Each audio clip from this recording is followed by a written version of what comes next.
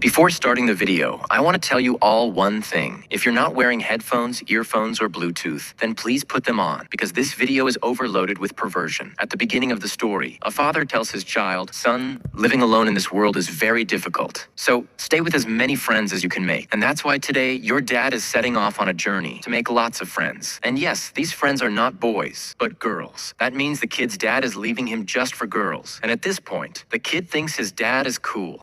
Then we see a girl inside a temple ringing a bell, and with every sound of that bell, we see many girls. Oh God, again. Then we see the same 5-year-old kid, now grown up and going to school. While traveling on the train, he's thinking to himself, "My dad said that no one can stay alone." Then we see some girls exercising on a playground, being watched by 2 pervy boys. Now our hero's name is Akagami, and since Akagami is passing by, one of the boys asks him, "Aren't you going to watch these sights?" Akagami refuses. Then the other guy asks, "Will you come to the mixture party with us?" Akagami says he doesn't want to go. In his mind, Akagami is thinking, "No, I can't go. I don't need a girl." And Akagami stays so far away from girls that even the store he works at is called Lonely Mart. Akagami's boss thanks him for being willing to work so late. Since Akagami is a college student, the boss asks, "Don't you go on dates?" Akagami replies, "I'm not interested in those things. I'm a tough guy and I'm gonna stay single all my life." When the boss says, "Well, when your dad was your age," Akagami reacts and says, "I'm not like my dad." After finishing work, when Akagami is on the way home, he sees a car and thinks, "I was so stupid as a child. I used to call my dad cool." We find out Akagami hates his dad because of his pervy ways, and everyone thinks Akagami is also pervy and constantly mocks him. Girls are scared of him just because of his name. To clear his bad image, Akagami decides to stay away from girlfriends and the mixture party and live a single life.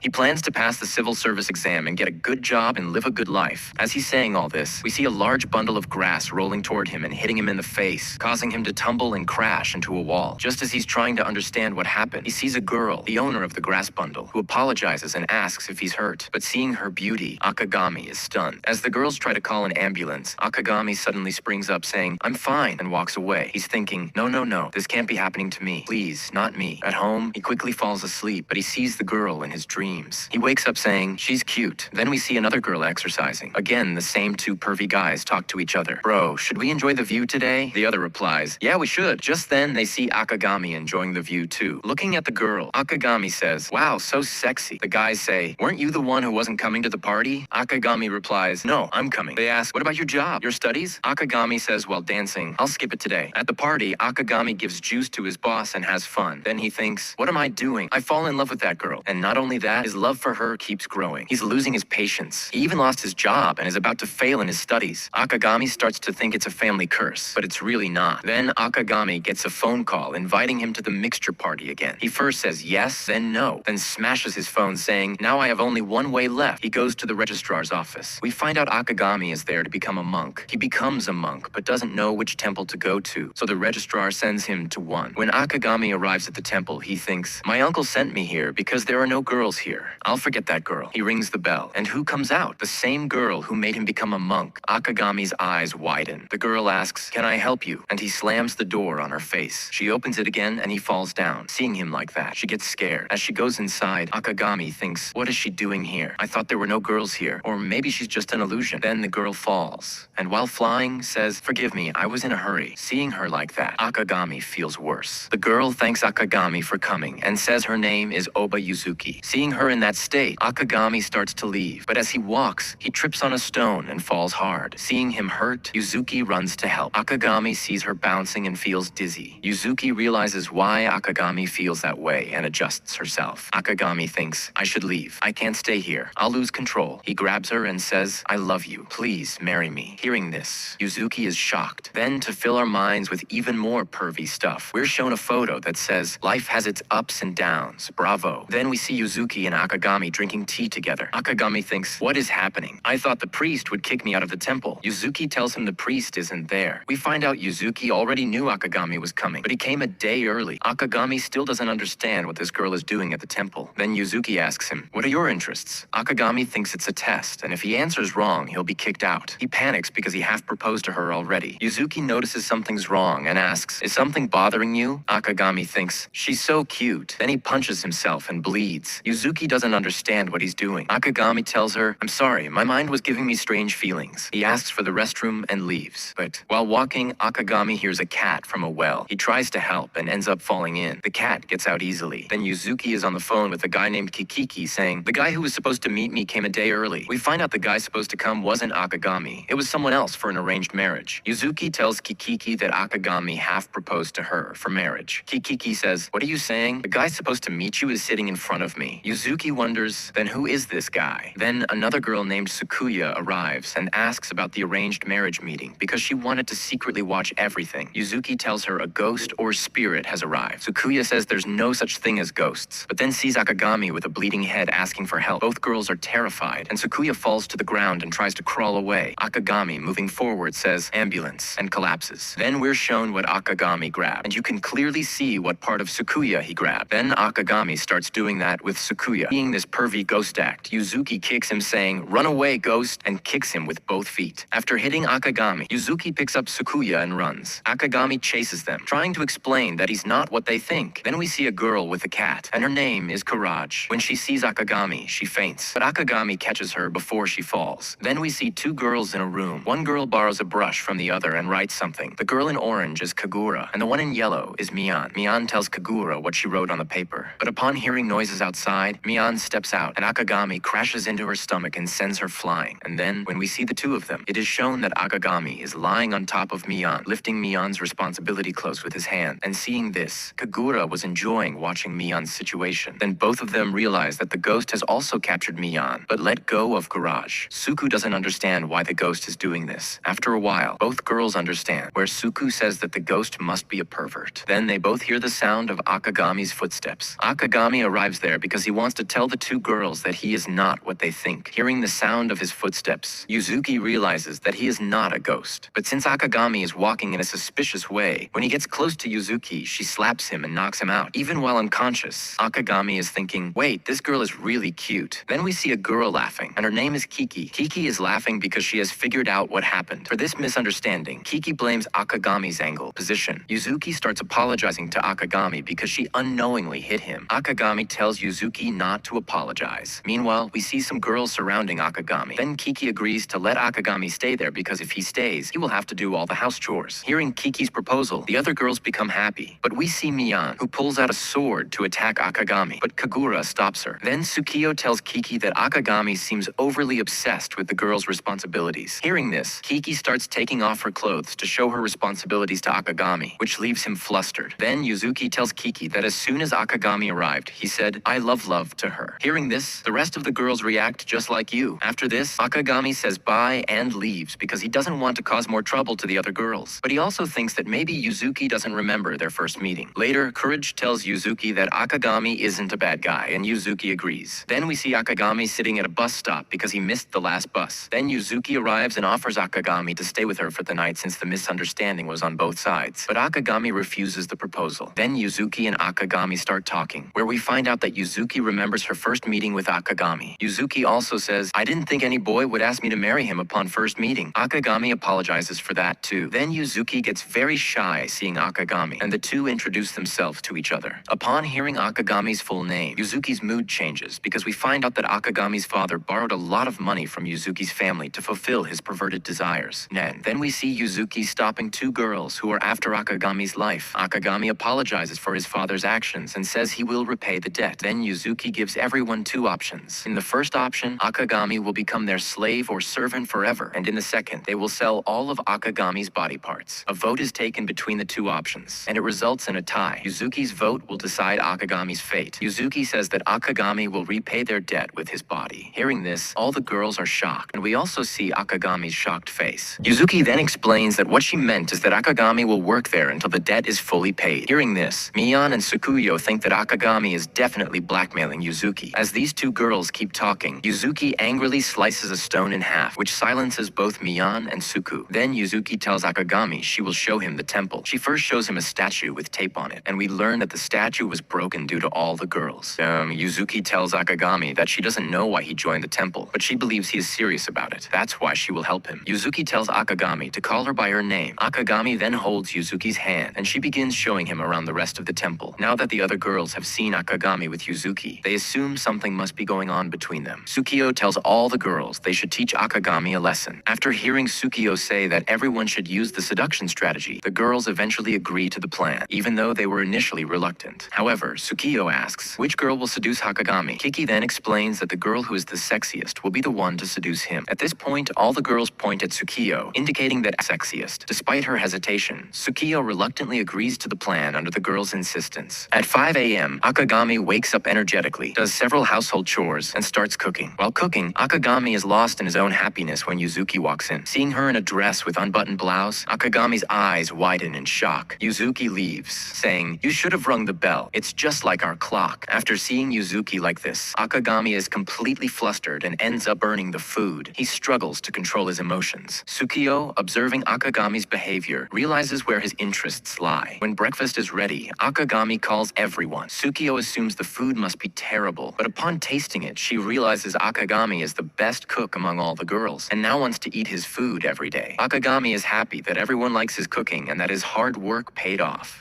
Later, Tsukiyo calls Akagami. When he sees her, his condition worsens because of how she's dressed. Tsukiyo is secretly pleased, knowing Akagami would react this way. She tells him, "I need you to do something for me." Akagami agrees. Tsukiyo then makes him wear summer clothes in winter, expecting him to be upset, but instead, he's overjoyed to receive clothes from her. When Tsukiyo asks him to clean, Akagami has already done it. One by one, she assigns tasks, only to find he's already completed them perfectly. She then gives him accounting work on a laptop, which he handles effortlessly, briefly impressing her before she runs away. Later, Akagami is seen bathing, and all these actions are part of Tsukiyo's plan. He wonders if he can endure this training, but then Yuzuki appears in her school uniform, making his body heat up instantly. The training ends, and Tsukiyo tells Akagami to talk to Yuzuki. At this point, Kiki explains the plan to seduce Akagami in the bathroom. After bathing, Akagami opens the door to leave for dinner preparations and sees Tsukiyo sitting there. When she looks at him, he realizes he's naked and jumps back into the bath, apologizing. But then, Tsukiyo starts undressing, confusing Akagami. He tries to calm himself, thinking he should understand the situation, but he's completely lost. Tsukiyo smiles, but internally questions, "What am I doing? I wasn't supposed to undress yet." Her actual plan was to lure Akagami by loosening her clothes slightly, making him come closer so Yuzuki could catch them and drive him away. However, Tsukiyo gets flustered, remembering she saw him naked. Realizing Yuzuki will arrive in 5 minutes, Tsukiyo loosens her clothes further but hesitates, knowing she might go too far. As she stands there, Akagami asks her something, causing her to step back, nearly getting hit by a falling box. To save her, Akagami jumps out of the bathtub and lands on top of her. He asks, "Are you okay?" But another box falls on his head, making their lips accidentally meet. The noise attracts Yuzuki, who sees them in this position. Tsukiyo tries to explain, but even she realizes how things have spiraled. Yuzuki tells Akagami to leave, which he does. Tsukiyo is left confused, while the other girls celebrate their successful plan. However, Tsukiyo doesn't feel good about it. She sees Yuzuki, but when she calls her, Yuzuki walks away. And then, several more things happen. Tsukiyo calls Yuzuki, but Yuzuki keeps ignoring her every time. Tsukiyo can't understand why Yuzuki is ignoring her, so she goes to Yuzuki's room to ask. When Tsukiyo questions her, Yuzuki explains that she's ignoring Tsukiyo because every time she sees her, she remembers Akagami's naked body and that particular astrology part. Hearing this, Tsukiyo calls Yuzuki a pervert. Offended, Yuzuki fires back, "You're the pervert. I heard about your seduction strategy." Tsukiyo asks who told her, and Yuzuki reveals it was Kiki. Angry at Kiki, Tsukiyo then asks Yuzuki why she let Akagami stay. Yuzuki replies, "Because I thought mom would have done the same." Tsukiyo agrees. Their mother always said anyone, male or female, could join if they wanted. Yuzuki also mentions how troubled Akagami has been from the start. After hearing all this, Tsukiyo realizes she misunderstood Yuzuki and admits that Akagami actually helped her back then. Yuzuki suggests they should explain everything to Akagami, but Kiki interrupts, saying Akagami has already packed his things and left. Both girls react in shock. Meanwhile, Akagami is seen thinking, "I can't go back to them now." To atone for his sins, he goes to the police station and confesses that he kissed a girl while saving her and showed her his naked body. The officer kicks him out, telling him never to return. Akagami then goes to his old house, only to find his landlord has already rented it out. When he asks about his belongings, the landlord coldly says he threw them all away. Now sitting under a bridge in the rain, Akagami tells himself losing his home isn't a big deal. Hungry, he consoles himself. At least they're eating well. They have Yuzuki. She's such a good girl. He remembers how beautiful Yuzuki looked that morning, but immediately slaps himself for having perverted thoughts. Next, he thinks about Tsukiyo, how strong and responsible she is, but punches himself again, drawing blood as his mind spirals into more perverted thoughts. He feels guilty, thinking he should repay the girls, but realizes he can't afford to. Just as he sinks into despair, Yuzuki appears before him. Seeing her, Akagami's expression freezes. Yuzuki asks, "What are you doing? If you stay out here in the cold rain, you'll die. Look at me. Why won't you look at me?" We realize Akagami can't look at her because her her wet clothes are revealing too much. Yuzuki questions why he left the temple. Akagami says, "You told me to." She clarifies, "I only told you to leave the bathroom." She scolds him. "You're like a child. Adults should rely on others more. And we could have talked through that bathroom situation. Since you're new to training, you're just a kid to me. By the way, how old are you?" Akagami, "I'm 21. Yuzuki steps back, shocked, then says, "I'm Oba Yuzuki, 17 years old." Akagami awkwardly praises her politeness, but Yuzuki suddenly yells, "You're an adult. You should depend on others more." She insists she'll teach him everything he doesn't know. Akagami is stunned by her words. Yuzuki adds, "The first step to finding peace is not being alone, so come back to the temple. I won't let you be alone." Damn, that's so wholesome. Later, Tsukiyo apologizes to Akagami for her actions. Akagami also apologizes for accidentally groping her breasts and kissing her. Tsukiyo shushes him before he can elaborate. Both girls then tell him to come home. Tsukiyo hands him a paper that reads, "That was my first time, so you owe me 500,000 yen. Turns out it's a kissing fee." Akagami nearly faints reading it. Back home, Mian is shocked to see Akagami and faints upon hearing he's staying. The girls decide to take a bath. Akagami says, "Yeah, you should. Your clothes are showing everything." Tsukiyo slaps him. She then takes him to the kitchen, where Courage is bad-mouthing Yuzuki. Tsukiyo scolds her, but fails to explain properly. Akagami steps in, saying, "She's your older sister. You shouldn't talk about her like that." Tsukiyo leaves to find Yuzuki, while Akagami and Courage cook. Earlier, Courage had called Yuzuki an idiot, so Akagami is now curious about her. He fights the urge to peek at Yuzuki, a 17-year-old girl, but struggles. Courage asks, "Do you want to sneak a look?" Akagami, "No." Courage reassures him, "Being a pervert isn't wrong. We're human. Even Lord Buddha had children. I'm a mom's daughter too. Males and females were born to be together." And thus, Akagami's internal conflict continues. Just as Courage is about to say something further, Akagami stops her. Still, Courage says that Yuzuki is also a pervert, a big one, but she just doesn't let anyone know. That's why she thinks even if he secretly watches her, she wouldn't mind. Akagami responds that this is nonsense. He says that girl is so innocent, she's actually dangerous. Then Courage says that everything she said was just a joke. She says this because she wants Tsukuyo and Yuzuki to remain a little foolish like before, instead of becoming too intelligent. Ever since Akagami arrived, both girls have started acting a bit silly, and Courage really likes that. That's why Courage even thanks Akagami. Hearing all this, Akagami finds her very cute. He also tells her there's no need to thank him, but Courage insists on thanking him and goes to open the bathroom door. Just as she's about to open it, Akagami runs to stop her. But at the last moment, Courage steps aside, making Akagami open the door himself, and he ends up seeing the two girls in a compromising state, with even Suku's towel slipping off her body. Seeing this, Akagami reacts with shock. Next, we see Akagami with a beaten-up face. The two girls walk away. Akagami then tries to explain to Courage that this is exactly why they shouldn't behave perversely. Just then, Mia arrives and tells Akagami that because of him, the entire temple has become full of perversion. That's why she will now teach him a lesson. Mia, both angry and tearful, glares at Akagami. Meanwhile, we see Kagura smiling, numb. Since Akagami has ruined the whole temple, Maya challenges him to a fight. If Akagami loses, Mia says she will do a cast trade with him. Now, the exact meaning of this isn't clear, but since Mia is holding scissors, it seems like she's threatening to cut off Akagami's tool. Akagami accepts the challenge. We then see Tsukuyo, Kurija, and Yuzuki walking away. For the fight, Yuzuki tells Akagami to use his hands. Inside the room, we see Kagura preparing Mia for the fight. After saying goodbye to the temple, Mia storms out, shouting Akagami's name in rage. Mia asks Akagami if he's ready for the fight. Akagami says yes, he is. Hearing her name from Akagami's mouth, Mia starts saying that she's been here longer than him, and he should show her respect, as she's his senior. Akagami replies that they're in the same situation. Hearing that, Mia gets angry. Yet, then Mia starts talking a lot about herself, but in the middle of it, Kagura introduces herself to Akagami, and he begins listening to her. From Kagura, Akagami learns that she has been with Mia for a long time. Akagami then asks Mia why they can't call this battle a duel. Mia says that she can't call it a duel battle because she can't forget what Akagami did to her during their first meeting. Then Akagami smiles at Mia, which makes her even angrier. We find out that Akagami doesn't even remember what he did to Mia. Then both of them get ready to fight with swords. Akagami asks, "What is this?" Mia replies, "This is Hokan issue." Thanks. Mia tells us that a long time ago, a samurai killed one person to save 100 lives. Then the fight begins. Right at the start of the fight, Mia cuts some of Akagami's hair with her sword, which makes Akagami realize that Mia is very serious about this fight. Mia says, "Now your skin will be cut." Since Akagami cannot hurt Mia, he throws his sword and decides to stop her attack with his hands. On one side, Mia moves forward to attack, and Akagami moves to block her attack. But then Kagura grabs the cloth covering Mia's body, which causes her body to be revealed. Akagami then looks at Mia, and Mia, angry, attacks Akagami. Akagami reaches out his hand hand to block the sword, but instead of grabbing the sword, he grabs Mia. And since all this has happened now, Mia faints on the spot out of embarrassment. Kagura teases Mia because she has lost now. Kagura then tells Akagami to punish Mia. Akagami is confused about how to punish Mia, so Kagura takes out a book that has many punishments written in it. It also talks about some penance, which makes Akagami very interested in the book.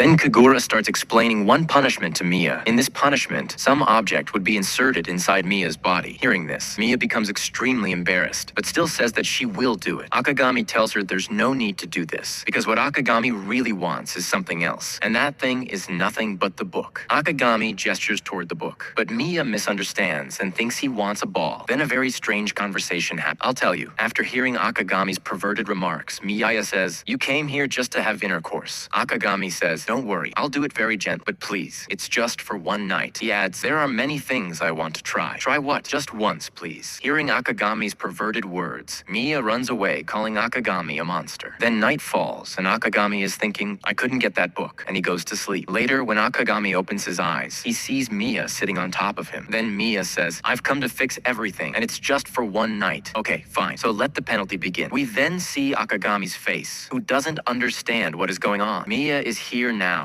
because earlier she had run away in the middle of the situation. Mia saying, "This is what you wanted," puts her balls on Akagami's face. What is this? Mia tells Akagami to hurry up because this is embarrassing for her. Mia also says, "This is what you wanted, right?" She adds, "Don't worry, this dream is only for tonight." Akagami starts to feel like this is really a dream, so he begins to reach out his hand while checking if someone is watching. But then he sees Kagura recording a video of them. Kagura then pulls out a board that says, "Do it alone and do it all night." After seeing Kagura, Akagami realizes that this isn't a dream. He pushes Mia away and says, "What are you doing?" Before Mia can say anything, Akagami understands that this is definitely Mia's punishment. Akagami tells Mia not to do anything else because Mia is more than that book. After hearing Akagami's words, Mia realizes that Akagami only wanted the book, not all this that she was doing. Upon realizing this, Mia runs away in embarrassment, screaming. After this, Kagura tells Akagami something, which is not revealed to us. Mia, while running, considers herself a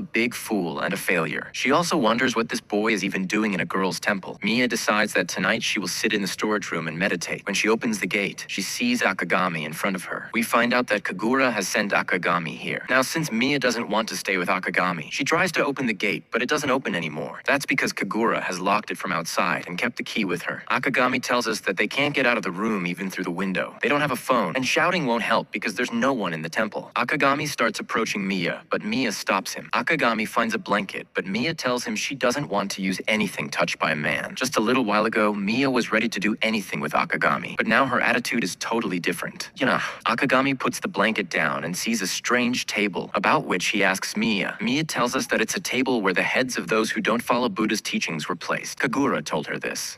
Amidst this conversation, we see that Mia is slowly catching a cold, so Akagami, wanting to cover her with the blanket, slowly moves closer. Because of this, Mia, getting nervous, tries to push Akagami away, saying that if he comes any closer, she'll get turned on.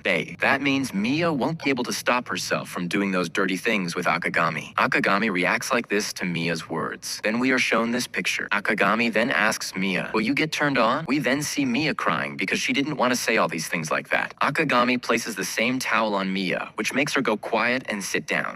Maya tells Akagami to forget whatever happened just now and everything in the room, but Akagami says it will be very difficult to do so. Akagami asks Mia, "A little while ago you were out of character?" Maya says that actually, that out of character version is her real character. Maya tells the reason behind her coming to Japan, and we find out that Mia's family is an erotic family. Then Mia tells us about her family, and we find out that Mia's mom is exactly like Akagami's dad, who was crazy behind girls. Mia's mom is crazy behind boys, and she doesn't settle for just one man. In childhood, Mia wanted to be like her mom. That's why Mia could never make any friends. Only one friend she made, Kagura. And when Mia found out that what her mom was doing was actually not normal, she decided to stay away from her mom. In search of peace, Maya came to this temple in Japan after finishing her schooling. But because of Akagami, Mia was turning back into her old self again. And that's why she is angry with Akagami. When she looks at Akagami, she sees that Akagami is crying. Akagami tells Mia, "This same story is mine too." After knowing this, both of them start crying. Mia starts feeling that her meeting with Akagami isn't a coincidence, but divine fate. But Mia convinces herself that it's nothing like that, and she has to stay away from both her family and Akagami. Mia was thinking this when Akagami says, "Let's fight together." After After this, Akagami starts telling Mia many things about how they can achieve peace together. Mia says, "You are interested in my body." Akagami says yes, but then punches himself because he also sees Mia as a training partner. Mia says, "If I give in," Akagami says, "we're on the same board, so anything can happen." Mia also agrees and says, "Okay." Then both of them hold hands and get up, looking at each other's faces when Kagura opens the door, which startles Mia. We find out that Kagura had been listening to all their conversations from outside from the beginning, and Kagura wasn't coming inside because she wanted the issue between them to be resolved. And since now the issue is resolved, they will now practice all night using this book. It's morning time, and Yuzuki is sweeping. When Yuzuki sees Kagura, she walks up to her. Yuzuki calls Kagura, but Kagura quiets her because we hear something. Akagami inside says, "Okay, Mia, now I'm gonna do it." After hearing this, Yuzuki gets embarrassed, but Kagura says, "Oh, don't worry, they're just doing some penance training." Kagura opens the door, and we see Akagami and Mia like this. Here, Maya says, "Put your hands in deeper." Akagami says, "Okay." Now, because of these pervy talks and looks between Akagami and Mia, Yuzuki is feeling disturbed. Then we see Akagami sitting with this board wrapped around his neck, and Akagami is sitting like that because of Yuzuki. Then Kiki arrives. Kiki asks Yuzuki, "Isn't today your meeting? And this meeting will decide whether the temple will remain or not." After hearing this, Yuzuki and Akagami start running quickly because they have to reach the other temple. Yuzuki also says that she has to wear a kimono. Akagami says, "No problem, I'll dress you." We find out that this meeting is important because a temple needs a priest to run it, but this temple doesn't have one. And if this meeting is successful, a new priest will come to this temple and it won't be shut down. Akagami assures Yuzuki that they'll reach the temple on time, but they get late at the bus stop. But luckily, Akagami sees a guy on a scooter. After riding on the scooter for a while, they feel they'll reach on time, but then the scooter stops because it runs out of fuel. Then Yuzuki sees a bus, and both of them enter it, only to realize it's not a bus, but a truck. And because Yuzuki mistook a truck for a bus, she sits in the corner, scolding herself for being so dumb. And at the same time, Akagami thinks of Courage, where Courage was saying that Yuzuki is a perv and a fool, a really stupid perv. Yuzuki apologizes to Akagami, saying her mistake may have wasted all his effort, and now they may not even be able to save the temple. Hearing Yuzuki's words, Akagami puts his hand on her shoulder, lifts her face, and says, "Yuzuki, this is an opportunity for you to wear the kimono." Yuzuki's reaction, and Akagami says, "As soon as you change your clothes, we'll leave at the next red light." Before Yuzuki could ask anything, Akagami adds, "After we leave, I'll rent and return this truck. And yes, I know how to drive a truck because I have experience." Yuzuki asks, "You fool, you don't even have money. How will you borrow it?" Akagami says, "Now that I have nothing left to lose, I can at least do this much." Even after so many problems, Akagami is still smiling, which Yuzuki is looking at with loving eyes. And then they start changing clothes. Only 30 minutes are left to reach the temple meeting, but neither of them is ready to give up. So, will these two reach the meeting on time and save the temple? And how long will Akagami be able to protect his dignity from these pervy girls? We'll find out in part 2 of this video. And those of you who are thinking of leaving right now, please stay a little longer. Listen to 2 things I have to say, then you can leave. So if you want to watch part 2 of this video, comment and let me know that you want to watch it. Write part 2 in the comments. And if you haven't liked this video yet, quickly go and like it. Let's aim for 151 likes. And seriously, if you want to watch part 2, then somehow this video needs to get 10,000 views. To get more views, all of you will have to share this video with your friends. You all use WhatsApp, right? Please share this video in your groups there. That would really help me a lot. And yes, I haven't mentioned yet, if you are new to this channel, then please subscribe. And after subscribing, select the bell icon to all, so that whenever I upload a new video, you get the notification. For now, you can watch the videos on the end screen to learn the story of a boy who lost his entire family in childhood. But now he has a new family, and he wants to protect his wife.